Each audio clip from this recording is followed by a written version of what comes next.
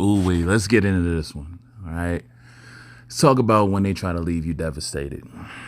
Let's talk about when they leave, when everything's said and done, they go above and beyond, out of their way, to trying to devastate you, to try to leave you in a condition, a mental state, a mental condition where you are not good for anybody else. And you got to realize for them, this is kind of like to leave you stuck on them, which a lot of you are. A lot of you are so messed up in the head by what went on between you and them that you're not able to go back to being your normal self as you were like when you met them. You're now in the state of, hypervigilance, hypersensitivity. You're damaged. And that works, right into the abuser's favor. To leave you broken, damaged, feeling as though whenever you hear yourself saying, I'm never going to do this again, I'm never going to be this, listen, you're saying all of this based off someone who you should have never been with in the first place. So you allow them to define how you operate moving forward as a person, without realizing that everyone is not going to be like that person who duped you. Everyone does not operate like that person who duped you, who messed over you, who manipulated you, who got into your mind and was able to control you. Everyone's not going to be like them. But through your interaction with that person, they have managed to shut off all of your virtues, all of your abilities to make someone else happy, all of your abilities to trust someone else, of your abilities to love openly, freely, to courageously engage into other situations. They've just uprooted that. And you know what that does? That leaves them as a permanent mark on your mind. They've been, they're now, what do they call that? They're now, eternalized. They're eternal within your mind. They'll never leave. Most of you will always revert back and refer back to everything that goes on will be, but when I went through this with this person, they did me like this, they did me like that.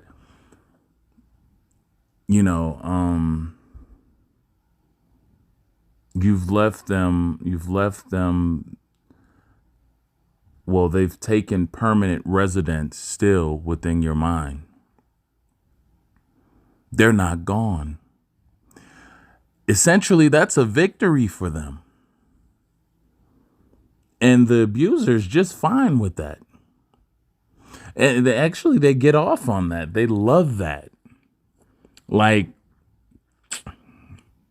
I got them so messed up in the head that they can't even move on to somebody else. Or I know they're going to have problems with the next person. They'll never be the same again after me. I got them where they ain't gonna never be the same. They ain't gonna never be able to hold down nothing. They ain't gonna never be able to keep a relationship together. They will be single for the rest of their lives. And that's just fine to the abuser. That's just fine to them. Because it's still exalting them. It's still showing them that they were that one. They were the one. They were the top dog, the top one that conquered you. And nobody will ever be able to have the best parts of you again. They love that.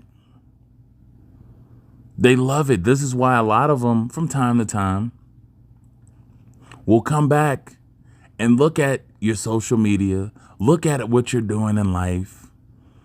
They'll see, oh, you're still single. It's 2-3 years. They'll look at your comments.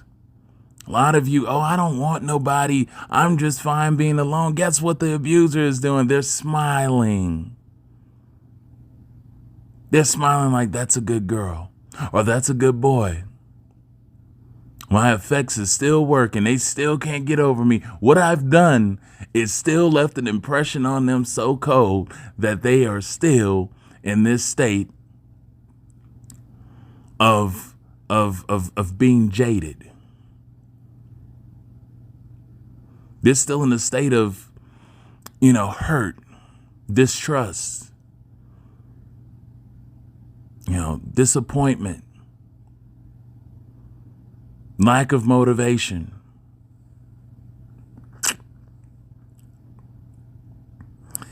And they know this.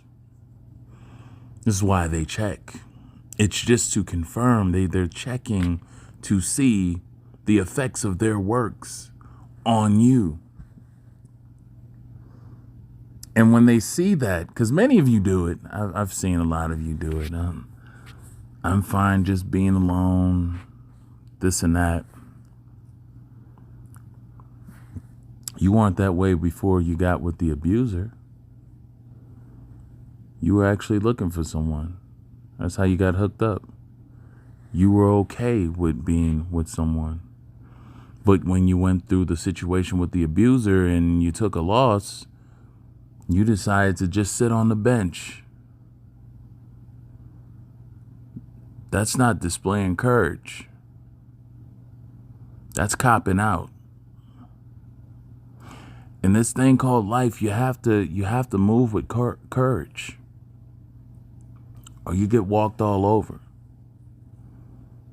Or you'll be disappointed and disgruntled. Can't let one loss define you for the rest of your life. Alter you for the rest of your life. You got to learn to have short-term memory in certain situations, but learn the lesson. Learn what should be done and what shouldn't be done. Because, let's just face it. The thing that happens is you misread the individual that you were dealing with.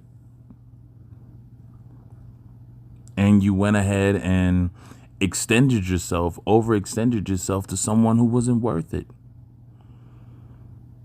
So it was a situation where you didn't properly appraise the value of that person to see if they were worthy of you giving out your value to them.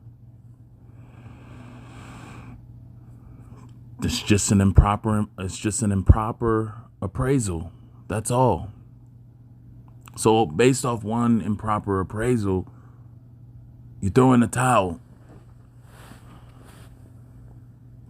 If you weren't this way beforehand, there's no need to switch up and go into this hermit negative mode now. That's the heart of a loser. Winners don't just give up and crawl into a shell like that. They get back out. They get themselves together enough so that they can go out and find a victory. That's just the way it works in life. You win some, you lose some. But I can guarantee you to sit back and allow one incident from someone to now direct and guide who you are as a person into opposite of what you really truly are, that's a loss. That's being a loser. That's letting them win. That's allowing them to, that one victory to knock you out the game. That's not having heart. That's not having courage. And of course, again, they love seeing you in that condition. They love seeing you negative now, you know, pessimistic, all these things primarily due to them.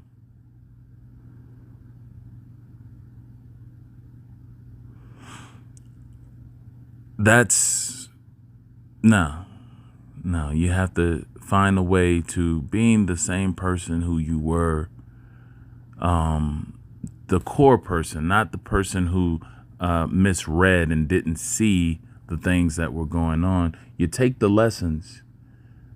You be true to yourself, at least. Take the lesson and build off of the lesson. There's always something to show you where you messed up in the situation, where you went wrong at. I can guarantee you it's not everything you did with them was a bad decision, but there were some key things that were especially off-putting and put you in a bad situation with these individuals, things that you allowed it to go to take part and you didn't check it or you didn't correct it. These are the things you need to look at and say, okay, this is what I should not do right off the bat, given benefit of the doubt, without making sure I've truly assessed and appraised whether or not this person is worthy of me giving them that extension or giving them that grace. That's what it really boils down to. Don't let them run away with a victory, a permanent victory, and leave you stuck in a condition that won't benefit you in any way moving forward. That's all I got to say for this lecture. Make sure you hit the like button, subscribe if you haven't subscribed, share these videos. It helps other people. Book a one-on-one consultation with me if you want to talk to me. If you need some things you need to, kinks you need to get out, some motivation, etc., you can do that. Support, click the link in the description box. Until next time, I'll talk to y'all soon. Have a good one.